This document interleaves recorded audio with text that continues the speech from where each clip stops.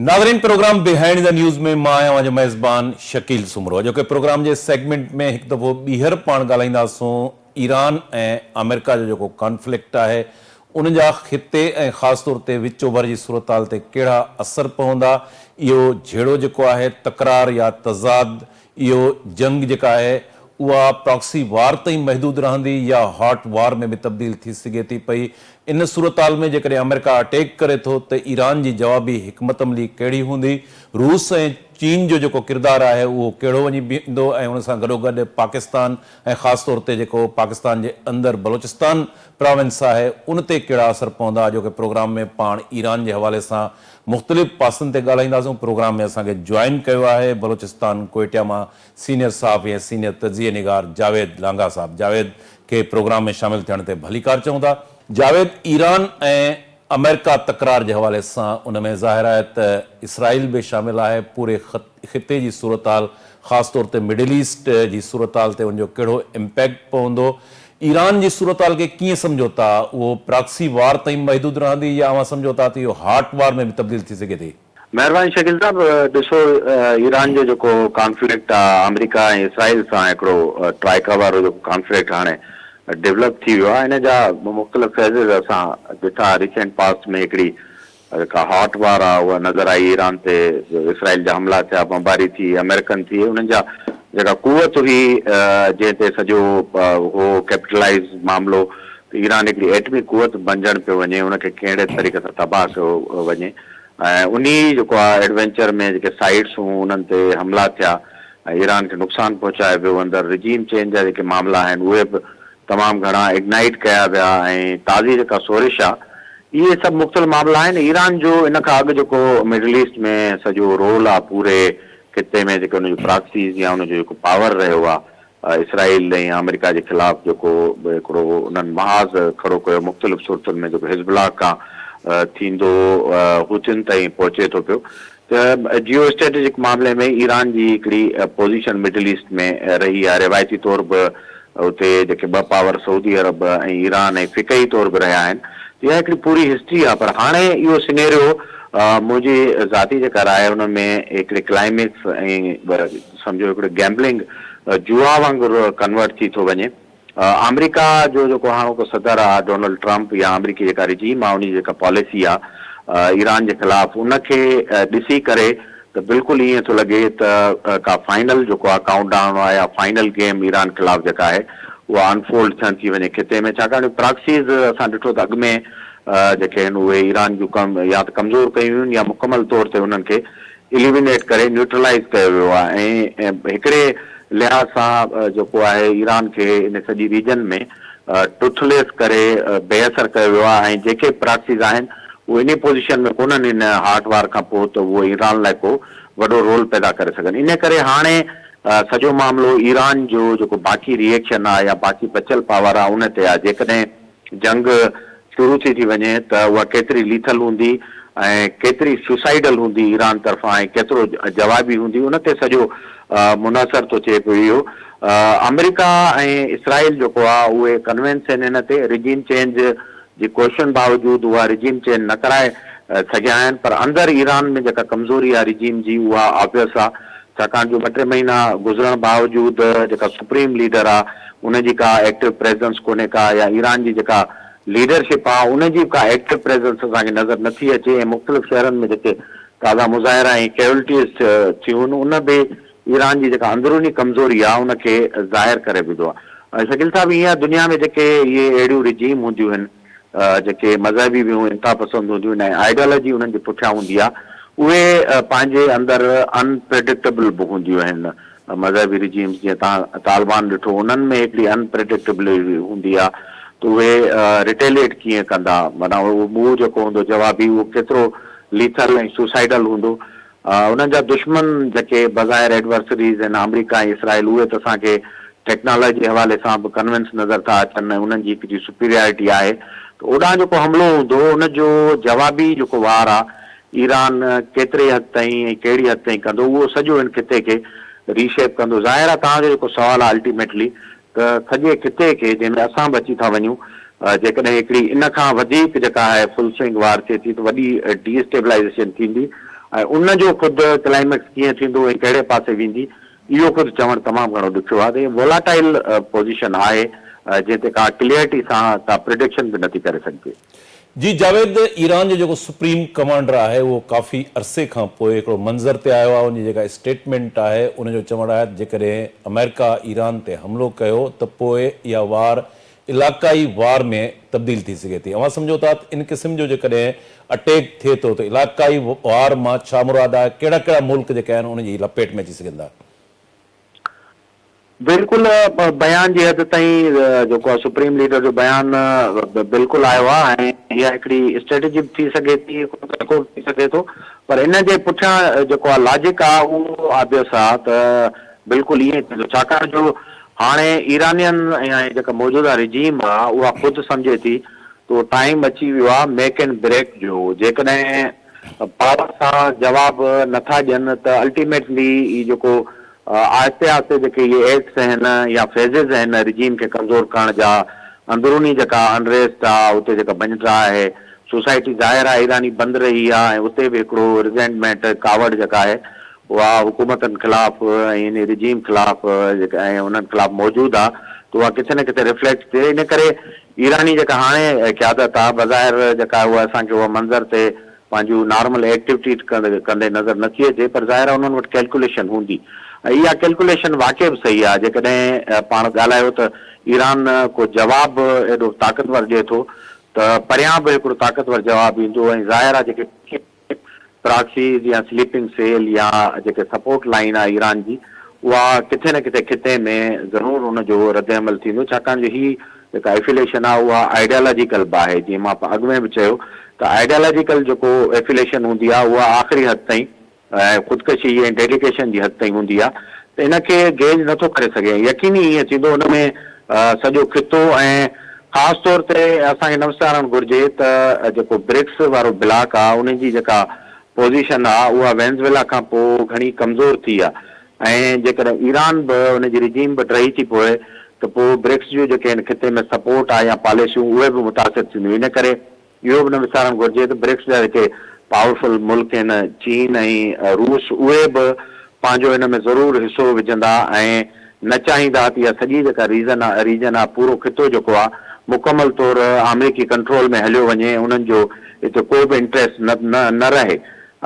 इहा ई आहे सॼी जेका आहे जेको मिलेंडर क्वेश्चन आहे त जेकॾहिं जंग जेका आहे उहा अनफोल्ड थी थिए त पोइ इहे जेके समूरा पावर आहिनि उहे कीअं रिटेलिएट कंदा ऐं यकीनी तौर ते इहो जेको बयानु आहे सुप्रीम लीडर जो इहो ज़रूरु रिप्लिकेट थींदो त पूरो खितो असांजे मुल्क समेत उहो डिस्टेबलाइज़ थी सघनि था। जावेद, जेकॾहिं अमेरिका हमिलो करे थो पियो त पोइ तव्हां छा था सम्झो त ईरान वटि फौजी या टेक्नोलॉजी वाइज़ केतिरी सलाहियत मौजूदु आहे? रशिया जो मां ज़िक्र कयो, चीन जो ज़िक्र कयो, सिधी रीत छा इहे ॿई मुल्क जेका आहिनि जंग में इन्वॉल्व थी सघंदा? पहिरियां तव्हांजे पोयों हिसो जेको सुवाल जो आहे ॾिसो जेका हींअर इहे ॿ पावर आहिनि, चाइना जी अञा ताईं फुट ऑन ग्राउंड या पुलिसिंग जी जेका पॉलिसी आहे दुनिया में उहा असांखे ॾिसण में न आई आहे। वेनेज़ुएला जो जेको एपिसोड थियो हुनजे सदर जे अगवा वारे वाक़े खां पोइ जेके चाइना जेके मूव्स कया आहिनि उहे सभई असांखे इकनॉमिक ऐं फाइनेंशियल जेके आहिनि उहे मूव्स था लॻनि पिया। जेके कारवायूं हुननि मां को बि जेको आहे फिज़िकल या जेको फौजी मदद आहे या फौजी हल आहे सपोर्ट उहा आहे, डिप्लोमेटिक आहे ऐं ॿियो इकनॉमिक। ऐं रूस बि पाण हिकिड़ी वॾी जेका आहे क्राइसिस वारी जंग में जेका अञा ताईं रिज़ॉल्व न थी आहे ऐं हले थी पई उन में इन्वॉल्व थियल आहे। हिकिड़ो वॾो महाग आहे, छाकाणि रूस जो पाड़ेसी यूक्राइन आहे उहो को कमज़ोर मुल्क कोन्हे को, इन करे रूस जो पंहिंजे सरहदुनि मां निकिरी करे फिज़िकली हिते जेका आहे हुनजी मदद या प्रेज़ेंस करणु फिल वक़्तु इहो सॼो रूल आउट ई करे सघिजे थो इन सूरत हाल में। बाक़ी ईरान जो जेको रिटेलिएशन तव्हां गुज़िरियल जेका जंग हुई जंहिंमें ख़ुदि ईरान जो जेको एटमी सलाहियत ते हमिलो हो ऐं फौजी जेका हुनजी ताक़त हुई लीडरशिप हुन ते हमिलो तव्हां ॾिठो त उन में बि ईरान सर्वाइव त करे वियो पर पंहिंजी शयूं ईरान बचाए न सघियो ऐं इन सॼी जंग में ईरान जी जेका फ़ज़ाइया हुई एयरफोर्स हुई उहा बिल्कुलु नॉन एग्ज़िस्टेंट हुई, तव्हांखे किथे बि नज़र न आयो। ईरान जो सॼो डिपेंडेंस हो हुनजी मिज़ाइल पावर ते ऐं हाणे बि ईरान वटि नो डाउट तमामु घणा मिज़ाइल ऐं इहे आहिनि। जॾहिं जंग थी त ज़ाहिर कैलकुलेशन तव्हां अॻे जेका दोहरायो उन वटि बि आहे, अमेरिकन्स वटि बि, ऐं इसराइल जी जेका जासूसी इदारा आहिनि उन्हनि वटि बि कैलकुलेशन आहे त इन जंग खां पोइ ईरान जी सलाहियत केतिरी थी बचे ऐं ईरान खे छा केतिरी स्पेस थी मिले इहो सभु कुझु पंहिंजा बाक़ी बचियल जेके हथियार आहिनि स्पेशली जेके मिज़ाइल आहिनि बैलिस्टिक वग़ैरह उहो इस्तेमालु करण जी स्पेस केतिरी थी मिले सॼो इन ते डिपेंड थो करे ज़ाहिर आहे ईरानी क़यादत ख़बर आहे थी फाइनली हूंदी जंग जी शोडाउन ऐं उन में जेकॾहिं उन्हनि मुकमल ताक़त ऐं माइट इस्तेमालु न कई त पोइ शायदि रिजीम चेंज खां मामिलो घणो अॻिते हलियो वञे ऐं ईरान जो जेको फिज़िकल ऑक्यूपेशन आहे उहो बि शायदि अमेरिका इसराइल ऐं उन जा जेके इतादी आहिनि उन्हनि जे अची वञे इन करे ईरान जी कोशिशि त हूंदी पर हाणे इहा कोशिशि डिपेंड थी करे त काउंटर जेको आहे उन्हनि जा जेके आहिनि दुश्मन या एडवर्सरीज़ उहो केतिरो उनखे स्पेस था ॾियनि इहो इस्तेमालु करण जो ज़ाहिर आहे नुक़सान जा तमामु घणा अंदेशा ऐं इम्कान आहिनि जेकॾहिं इहा जेका हिकिड़ो दफ़ो अनफोल्ड थी वञे। जावेद ईरान इंटरनल जेका सिचुएशन आहे पाण ॾिठो त जेको क्रैकडाउन थियो सवे माण्हुनि में मारिजी विया एंटी गवर्नमेंट जेको एलिमेंट आहे अवां सम्झो था त केतिरो डैमेज थियो आहे या केतिरो एम्पावर थियो आहे उनजी पोज़ीशन हिन वक़्तु छा आहे? इहा बुनियादी नुक़्तो शकील साहिब इहो आहे त ईरान जे बावजूदि इन जे जो ईरान वटि सख़्तु रिजीम रही उन्हनि हिकिड़ो पावर बि गेन कयो ऐं सभु शयूं उन्हनि सर्वाइव कयो सैंक्शन्स 40 साल ऐं उते पावर्टी रही माण्हू माशी तौरु तंगी में रहिया पर ईरान खे उन्हनि यूनाइटेड बि रखियो ऐं स्टेबलाइज़ बि रखियो ऐं रीजनल इनस्टेबिलिटीज़ जेके ईरान जूं आहिनि उन्हनि खे बि उन्हनि कयो ऐं ईरान हिकिड़ो खिते जे पावर वांगुरु उते एक्ट बि कयो पंहिंजे प्रॉक्सीज़ ऐं जेके खिते जा कॉन्फ्लिक्ट्स आहिनि पर असुल जेका सूरत हाल आहे त हिकु डिघे अरसे ताईं तव्हां पंहिंजे अवाम खे इन जदीद दुनिया में 21वीं सदी में टेक्नोलॉजी ऐं सॼी कम्युनिकेशन जे में बंदि करे नथा रखी सघो ऐं इहा जेका बंदिश आहे ऐं ख़ासि मख़सूस जेका मज़हबी रिजीम आहे उन जा जेके कानून आहिनि उन मां ईरानियन फेडअप थी विया आहिनि छाकाणि उहे हिस्टोरिकली ईरानियंस हिकिड़ी एम्पायर रही आहे हिकिड़ी सिविलाइज़ नेशन ऐं खितो रहियो आहे ऐं तमामु घणा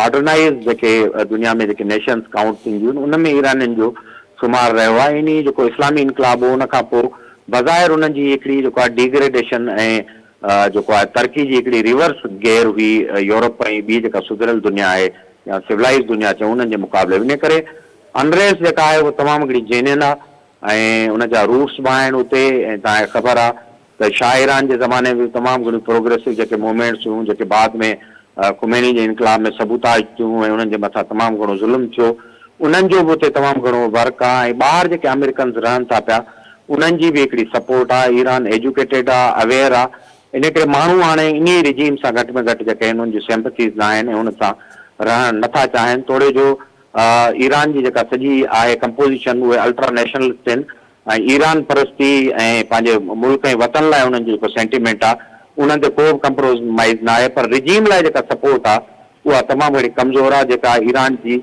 सभ खां वधीक ऐं ख़तरनाक जेका आहे उहा कमज़ोरी ऐं वीक पॉइंट आहे हिन नुक़्ते ते। जावेद ईरान पाकिस्तान जो ज़ाहिर आहे त नेबर कंट्री आहे ऐं बलूचिस्तान सां हुनजो बॉर्डर जेको आहे लॻे थो पियो बलूचिस्तान में उहा ॾिसो था त अॻ में ई अनरेस्ट मौजूदु आहे जेकॾहिं ईरान जी सूरत हाल अञा वधीक वर्स्ट थिए थी पई ऐं अमेरिका अटैक करे थो त उन सूरत हाल में पाकिस्तान ते कहिड़ो इम्पैक्ट पवंदो ख़ासि तौर ते बलूचिस्तान जे हवाले सां सूरत हाल किथे वञी बीहंदी? बिल्कुलु हुन जा अॻ में बि असर थिया आहिनि ऐं थींदा रहिया आहिनि ईरान में जेकॾहिं अनरेस्ट थिए थी तव्हां ख़बर आहे ईरान जो जेको हू सीस्तान बलूचिस्तान वारो हिसो आहे उते बि अनरेस्ट आहे ऐं हीउ जेको असांजे मुल्क जो हिसो आहे प्रोविंस आहे बलूचिस्तान उते बि हिकिड़ी अनरेस्ट मौजूदु आहे ज़ाहिर आहे हिन जा घणा इम्प्लीकेशन्स हिकु त बॉर्डर ते जेके कम्यूनिटीज़ रहनि थियूं उन्हनि जो अचणु वञणु रिश्तेदारी तालुकदारी ऐं राहदारी जे ज़रिए हुननि जो न सिर्फ़ु वापारु हूंदो आहे बल्कि माइटियूं मिटियूं आहिनि जीअं नेचुरल बॉर्डर ते हूंदो आहे ईअं ई जेको आहे अफ़गानिस्तान जो बॉर्डर जेको बलूचिस्तान में आहे चमन साइड खां उते बि इहे अहिड़े क़िस्म जूं माइटियूं अचणु वञणु रहियो आहे हिकिड़ो त उहो लाज़मी तौरु मुतासिर थींदो ॿियो जेको ट्रेड आहे ईरान सां उहो बि मुतासिर थींदो ॿियो डिस्प्लेसमेंट जो हिकिड़ो वॾो इशू आहे जेकॾहिं थिए थो त उतां डिस्प्लेसमेंट जा बि जेके इम्कान आहिनि ऐं ॿियो इहो आहे त जेके इंसर्जेंसीज़ आहिनि या जेके तहरीकूं आहिनि उहे कहिड़ो रुख अख़्तियार थो कनि छाकाणि जॾहिं पावर्स हुकूमतूं या इहे ड्रंजूं आहिनि फॉल थींदो आहे वैक्यूम थींदो आहे त उन में ॿिया जेके आहिनि फोर्सिस उहे राइज़ थींदा आहिनि ज़ाहिर आहे बलूचिस्तान जी जेका सूरत हाल आहे उहा तसली बख़्श न आहे ऐं रिसेंट डेज़ में जॾहिं पाण ॻाल्हायूं था त तॾहिं बि उते हिकिड़ी मौजूदु आहे सूरत हाल जेका वोलाटाइल आहे ऐं कशीदा ऐं तसली बख़्श जंहिंखे नथो चई सघिजे। जेकॾहिं ईरान में एक्टिव वार थी वई त जेकॾहिं सॼो पाकिस्तान माशी तौर ईरान सां कारोबार न कंदो त बलोचिस्तान फिज़िकली ऐं इकनॉमिकली तमामु घणो मुतासिर थी सघे थो, जेको अॻे ई जेको आहे ट्रबल्ड हिकिड़ो प्रोविंस आहे। त पाकिस्तान ते नेचुरली हिन जा असर थींदा ऐं न सिर्फ़ु पाकिस्तान ते पर अफ़गानिस्तान वारी साइड ते बि हुन जा असर थी सघनि था। उन खां पोइ इहे गॾिजी करे हिकिड़ी पाकिस्तान लाइ हिकिड़ी मुश्किल पैदा करे सघनि था। ज़ाहिर आहे पाकिस्तान जो हिकिड़ो नेबर ऐं बज़ाहिर हिकिड़ो इस्लामी मुल्क आहे, उन ते हिकिड़ो जेकॾहिं ॾुखियो वक़्तु थो अचे त पाकिस्तान खे हिकिड़ी जेका आहे पोज़ीशन उहा वठणी पवंदी ऐं घणे वक़्त ताईं मुकमल तौर ते न्यूट्रल रहण ऐं हिन सूरत हाल खां जेको आहे लातालुक़ पाकिस्तान नथो रही सघे। पाकिस्तान ते तमामु घणा हुन जा रिपरकशन जेके आहिनि उहे इन सूरत हाल में अची सघनि था। महिरबानी जावेद लांघा साहब। नाले वारे तज़िये निगार बदर समेजो साहब असांखे टेलीफोन लाइन ते जॉइन किया है। बदर के प्रोग्राम में शामिल थियण ते भली कार चऊं था। बदर साहब, ईरान जी जेका सूरत हाल आहे, ईरान अमेरिका कॉन्फ्लिक्ट ज़ाहिर आहे त उन जा पूरे ख़िते विचोबर ते तमामु गहरा असर पइजी रहिया आहिनि। अवां कीअं ॾिसो था ताज़ो जेको सुप्रीम कमांडर जो रद्द अमल आयो आहे त हुनजो चवणु आहे जेकॾहिं अमेरिका अटैक कयो त पोइ इहा जंग जेका आहे इलाक़ाई वार में तब्दील थी सघे थी पई। कीअं ॾिसो था ईरान जी सूरत हाल खे? महिरबानी शकील साईं, असल में जेके इन तरह जा मुल्क हूंदा आहिनि, इहे इन जी जेकी पॉलिटिकल जीअं चइजे त एटीट्यूड हूंदो आहे, उहो इन तरह जो हूंदो आहे त उनमें रेटोरिक जो तमामु वॾो रोल हूंदो आहे, नारेबाज़ी जो तमामु वॾो रोल हूंदो आहे। Iran is one of them, या ईअं खणी चइजो त Iran is the leading country in way, जेकी जेकॾहिं नरम रवैयो ॾेखारे त पोइ हुननि जी सियासत जेकी आहे, जेके उन जॻह ते वेठा हूंदा आहिनि उनजी सियासत ते उनजो असरु पवंदो आहे। जेको सुप्रीम कमांडर जो इहो बयानु आहे, इहो बयानु मुंहिंजे ख़्याल में सुप्रीम जेको रूहानी पेशवा आहे ईरान, जी सुप्रीम लीडर उनखे सॾनि था, उहो उनजो जेको ई बयानु आहे इहो बेसिकली मुंहिंजे ख़्याल में अख़बारनि जी ज़ीनत आहे। अदरवाइज़ ईरान ऐं यूएस जा इनडायरेक्ट नेगोशिएशन्स हलनि था पिया, मीडिएटर तमामु घणा एक्टिव आहिनि। जेकॾहिं असां पोयनि ॾींहंनि जी अख़बारुनि खे खणी ॾिसूं त तव्हांखे यादि हूंदो त सऊदी अरब ऐं यूएई शायदि, जेकॾहिं मां सही नारा थो खणा, त इन्हनि ॿिन्हिनि चयो त जेकॾहिं ईरान में कंफ्लिक्ट थींदो त इहो पूरे रीजन लाइ हूंदो। ऐं हिन वक़्तु सऊदी अरब, यूएई, कतर, इहे जेके बि मुल्क आहिनि इनडायरेक्ट जेके आहिनि, या ऑन द रिकॉर्ड या ऑफ द रिकॉर्ड, इहे मीडिएशन में लॻा पिया आहिनि।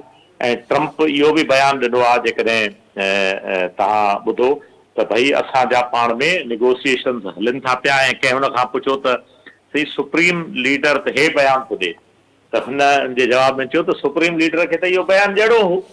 बाक़ी इहो आहे त ईरान ऐं अमेरिका जो जेको कंफ्लिक्ट आहे उहो ईज़ थी चुको आहे। ऐं ॿीहर ई शायदि जल्दी न्यूक्लियर जेके हिननि जा टॉक्स हुया, जेके ओबामा जे ज़माने में कंक्लूड थिया, उहे ॿीहर शुरू थियण वञनि पिया।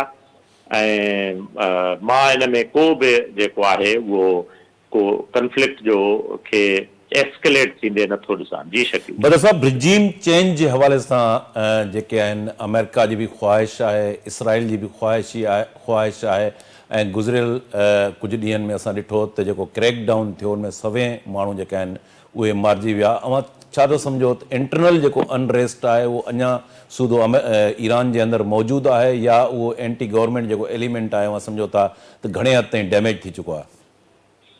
जी, उनमें जेको डिसेंट आहे उहो डिसेंट शुरू खां मौजूदु आहे। छाकाणि जो मिसाल ड्रेस कोड अॼु जे ज़माने में, हिन मॉडर्न ज़माने में ड्रेस कोड खे जंहिं अंदाज़ सां खयो वञे थो त हीउ कार हलाए सघे थो, मोटरसाइकिल हलाए सघे थी औरत, या उनखे लेडीज़ खे कहिड़े क़िस्म जा कपिड़ा पाइण खपनि, मां इहो सम्झां थो त अॼु जे ज़माननि में मुल्कनि खे कंहिं न कंहिं हद ताईं त ईज़ थियणो पवंदो। छाकाणि जो जेकॾहिं तव्हां पोयनि ॾींहंनि में हिकिड़ो चार्ट मूं ॾिठो त जेके 20 दुनिया जा वॾा इकोनॉमीज़ आहिनि उहे कहिड़ियूं आहिनि, त उनमें 2000 खां वठी 2025 ताईं उहो ग्राफ ॾिनल हो। उनमें 2000 जे वक़्त में त ईरान असांखे उन ग्राफ जो हिसो नज़र अचे थो, पर पोइ अॻिते हली उहो डाउन थो थिए।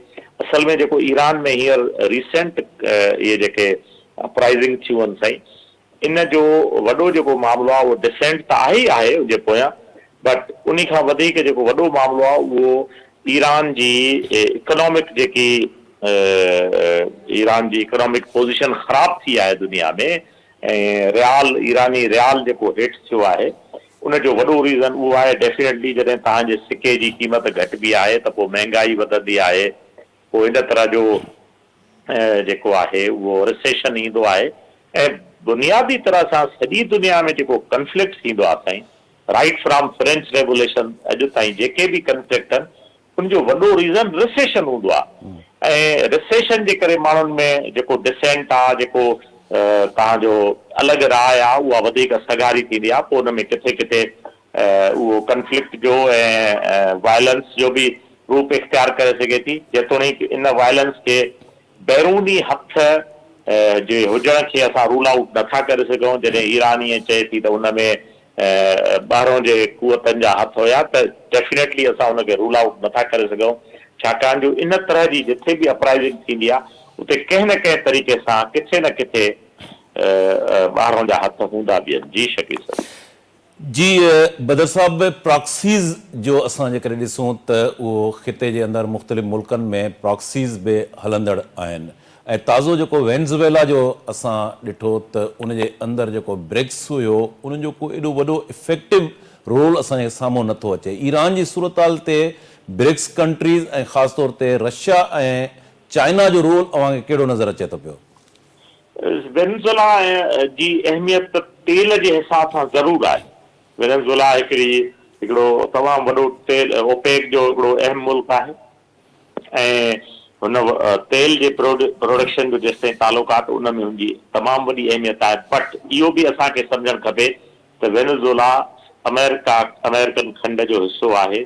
ऐं जॾहिं ट्रंप वेनेज़ुएला ते वियो हो उन ते मतिलबु कैप्चर करणु प्रेसिडेंट मदुरो खे, त हुन इहो चयो त भई मां उहा ॻाल्हि पियो कयां जेकी जेम्स मनरो कई हुई 1812 में। मुंहिंजे ख़्याल में जेम्स मनरो अमेरिका जो सदर रही चुको आहे, मनरो डॉक्ट्राइन जंहिंखे छॾींदा आहिनि। उनजो कॉन्सेप्ट इहो हो त जेके बि अमेरिकाज़ आहिनि, यानी अमेरिका जो जेको खंड आहे, right from Canada up to Chile हेठि ताईं जेको मुल्क हुजे, उन ताईं जेके पावर्स आहिनि, यानी एटलांटिक जे जेके लेफ्ट साइड जा पावर्स आहिनि जंहिंखे ओल्ड वर्ल्ड छॾींदा आहिनि, उन्हनि जो हक़ु न आहे त उहो उन में दख़ल अंदाज़ी करे। जेतोणीकि उन ज़माने में इहो जेको कॉन्सेप्ट हो इहो स्पेनिश जेके इन्वेजन हुयो साउथ अमेरिका में ख़ासि तरह सां, ऐं इन्हनि इलाइक़नि में स्पेनिश या to some extent Spanish major खणी चवणु खपे, उनखे रूल आउट करण लाइ त भई स्पेन जो हिते हक़ु न आहे, त उहो हिते असां वटि इंटरफेरेंस करे इहो पोइ अॻिते हली मुंहिंजे ख़्याल में थियोडोर रोज़वेल्ट जंहिंखे टेडी रोज़वेल्ट चवंदा आहिनि, उन ज़माने में स्पेनिश वार, अमेरिकन स्पेनिश वार बि थी हुई। सो इहो उन पस मंज़र में हुन वेनेज़ुएला ते अटैक कयो त भई अमेरिका जेके आहिनि उन ते के ॿियो माण्हू इंटरफेयर नथो करे सघे। शायदि इहो ई रीज़न हुयो जो रशिया चाइना उन ते उन अंदाज़ सां इंटरफेरेंस न करे सघी। बट ईरान जो मामिलो थोरो मुख़्तलिफ़ आहे साईं। हिकु त ईरान अमेरिका जो हिसो न आहे, नंबर 1। ॿियो ईरान जो तमामु गहरो रिलेशन यूरोपियन कंट्रीज़ सां आहे, ऐं ताज़ो डोनाल्ड ट्रंप जे जेके पॉलिसीज़ आहिनि उन खां ख़ुदि नाला आहे सॼो यूरोप, ख़ासि करे जॾहिं ग्रीनलैंड जो मामिलो थिए थो त रशिया त ख़ामोशी सां ऐं जेको सिमिर्क सरबो आहे हुनजे हिकिड़ी जेके चए तंज़िया मुस्कुराहट सां निहारे रहियो आहे इन सॼी डेवलपमेंट खे, त यूरोप कीअं अमेरिका जे ब्लॉक में हुयो ऐं हाणे छा पियो थिए। बट ईरान जे मामले में अमेरिका जे लाइ एॾो आसान न हूंदो त उन ते ब्लाटेंटली हू वञी सघे, इन करे वेनेज़ुएला ऐं ईरान खे असां कंपेयर नथा करे सघूं। ईरान जे मामले में इहो ॾाढो मुश्किल आहे त अमेरिका हॉट वार में वञे। जी साईं। बदर साहब, ईरान जी सूरत-हाल जेकॾहिं जीअं तव्हां चओ था त निगोसिएशन्स हलनि थियूं पियूं ऐं उन में ज़ाहिर आहे त पाकिस्तान जो बि किथे न किथे को रोल असांखे ॾिसण में अचे थो पियो। नाइबर कंट्री आहे। ईरान जे अंदरि जेकॾहिं हालतूं ख़राबु थियनि थियूं या अवां जीअं चओ था त निगोसिएशन्स जी सूरत में उते सेटलमेंट थी वञे थी ऐं उते जेका अंदरि अनरेस्ट आहे उहो मसइलो हल थी वञे थो पियो, त मजमूई तौर ते ईरान जी सूरत हाल जो पाकिस्तान ते कहिड़ो इम्पैक्ट पइजी सघे थो? बलोचिस्तान ज़ाहिर आहे हिकिड़ो प्रोविंस आहे, उते अॻु में ई अनरेस्ट मौजूदु आहे, त मजमूई तौर ते पाकिस्तान ते कहिड़ो इम्पैक्ट पइजी सघे थो? पहिरियों त शकील साईं मां इहो सम्झंदुमि त कवी इम्कान हिन ॻाल्हि जा आहिनि त ईरान जो मामिलो तक़रीबन ईज़ थी चुको आहे ऐं अॻिते हली अञा वधीक ईज़ जे तरफ़ वधे पियो। पहिरीं ॻाल्हि। ॿी ॻाल्हि इहा आहे त जेकॾहिं अज़म्पशन कजे, अज़्यूम कजे त ईरान में इहो मामिलो थिए, पर मां इहो सम्झां थो त ईरान रशिया बि कतन इन शइ खे कोन ईअं थियणु ॾींदो ऐं चाइना बि इनखे छा कजे, उनजा चाइना जा त तमामु वॾा स्टेक्स आहिनि ईरान में। ठीकु आहे न साईं? सो तंहिंजे करे मां नथो सम्झां त इन तरह जो मामिलो थी सघे थो। बाक़ी पाकिस्तान जो त इन मामले में तमामु वाज़े मौक़ुफ़ आयो। पाकिस्तान इन हवाले सां पंहिंजो पॉलिसी वाज़े कई त हू कोशिशि कंदा त ईरान ऐं यूएस जो मामिलो बिगड़ण खां बचे। बाक़ी पाकिस्तान डेफिनेटली जेके हुनजा इंटरनल मामला आहिनि उहो त definitely Pakistan as a state उनखे फेस करे पियो ऐं कंदो बि रहियो आहे ऐं मुंहिंजे ख़्याल में तमामु जल्दी उन ते क़ाबू बि पाए वरितो। जी साईं। अफ़गानिस्तान जी सूरत हाल खे कीअं ॾिसो था पाकिस्तान जे कॉन्टेक्स्ट में? छाकाणि त फॉरेन मिनिस्टर या अॼु बि ख्वाजा आसिफ जेको असेंबली जे अंदरि ॻाल्हायो आहे त उहो अफ़गानिस्तान खे वधीक टारगेट करे थो पियो, ख़ासि तौर ते जेका टेररिज़म जूं कार्रवायूं थियनि थियूं पियूं उन में उन्हनि जो चवणु आहे त अफ़गानिस्तान जी ज़मीन इस्तेमालु थी रही आहे ऐं इंडिया जी जेका आहे फंडिंग ऐं उहो टेररिज़म खे उहो सपोर्ट करे रहियो आहे। अफ़गानिस्तान जे इशू खे कीअं था ॾिसो? साईं, जेसिताईं इंडिया जो तालुक़ु आहे त इंडिया इहा कोशिशि कंदो रहियो आहे। इंडिया खणी हिकिड़ो त एडवेंचर कयो मई में जंहिंजो सॼी दुनिया सम्झे थी। ट्रंप त ख़ासि तरह सां इन ॻाल्हि खे बारहा दोहराए थो त इंडिया इहो जेको एडवेंचर कयो हो उन में इंडिया खे जीअं उर्दू में चवंदो आहे मुंहुं की खानी पड़ी।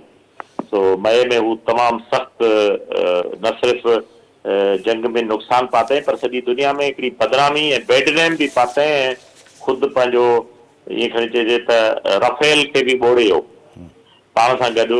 हिकिड़ो फ्रांस जो हिकिड़ो एॾो जदीद जहाज़ हो जंहिंजी कारकर्दगी खे बि वॾो नुक़सानु रसायो। बाक़ी जेसिताईं अफ़गानिस्तान में तालुक़ु आहे त डेफिनेटली अफ़गानिस्तान में प्रॉक्सी जे थ्रू इंडिया कोशिशि कंदो रहियो आहे ऐं असां जॾहिं ॾिठो त पोयनि ॾींहंनि में अफ़गान गवर्नमेंट जेकी तालिबान गवर्नमेंट आहे उन बि तमामु वेझड़ाई वारा जेस्चर्स पे ॾिना टुवर्ड्स इंडिया। ऐं पाकिस्तान जो बि इहो पुराणो मौक़ुफ़ आहे त अफ़गानिस्तान जी सरज़मीन पाकिस्तान में जे अंदरि इन तरह जी कार्रवाइनि में ज़ाहिर थींदी रही आहे ऐं पाकिस्तान उनखे तमामु घणा सबूत बि ॾींदो रहियो आहे। ऐं पाकिस्तान छाकाणि जो अफ़गानिस्तान जो नेबर त आहे ई आहे पर हिकिड़ो देरीना दोस्त बि रहियो आहे, तारीख़ आहे उन्हनि जे दोस्तीअ जी पोयां। ऐं पाकिस्तान ईअं खणी चइजे त अफ़गानिस्तान जे इशू में सभ खां वधीक जेकी तकलीफ़ तारीख़ में आई आहे उहो पाकिस्तान खे आई आहे। तमामु घणा जेके आहिनि उहे पनाह गुज़ीन पाकिस्तान में अफ़गानिस्तान जा रहिया आहिनि ऐं पाकिस्तान उन्हनि खे होस्ट कयो आहे। सो मां इहो सम्झां थो त पाकिस्तान जो इहो हक़ बि आहे, उनखे दुहाई ॾियण बि हक़ आहे, उन ते तनक़ीद करण बि हक़ आहे त हू कंहिं बि सूरत में पंहिंजी सरज़मीन खे पाकिस्तान जे ख़िलाफ़ इस्तेमालु न थियण ॾियनि। या ॿी ॻाल्हि आहे त पाकिस्तान जा जेके लॉ एनफोर्समेंट एजेंसीज़ आहिनि उन्हनि मुकमल तरह पंहिंजे सरहद जी हिफ़ाज़त बि कई आहे ऐं जेके इन तरह जा एलिमेंट आहिनि उनखे एलिमिनेट करण जी बि कोशिशि बि कई आहे ऐं कामयाब बि आहे। जी साईं। महिरबानी बदर समेजो साहब। नाज़रीन, हिते प्रोग्राम जो वक़्तु पुॼाणी खे पहुतो। ईंदड़ प्रोग्राम ताईं पंहिंजे मेज़बान शकील सुमरो खे इजाज़त ॾींदा। अल्लाह भाई।